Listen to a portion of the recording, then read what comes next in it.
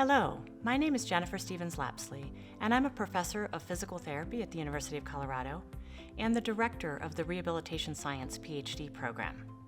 Successful students have a sincere desire to transform the mobility and physical function capabilities of the patient populations we serve.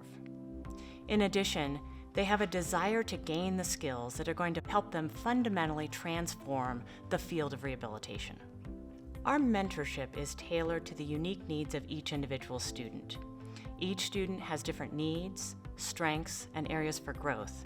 Therefore, there's not one mentorship approach that's going to be successful for each and every student, but rather different approaches that are specifically targeted to meet each individual student where they are.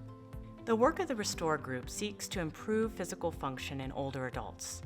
We do everything from mechanistic studies of muscle physiology all the way up through implementation science, which is the study of how to translate research findings into real-world clinical practice. We run a number of clinical trials.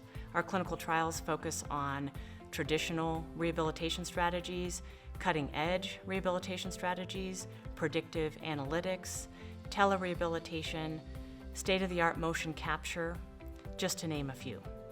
One of the more understudied populations that the Restore Group focuses a lot of research on are medically complex older adults.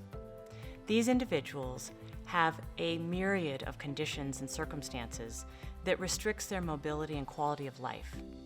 They've been understudied because they're complex, but we have focused on advancing the science behind how we can provide rehabilitation strategies to these medically complex older adults in a variety of settings through a variety of clinical interventions.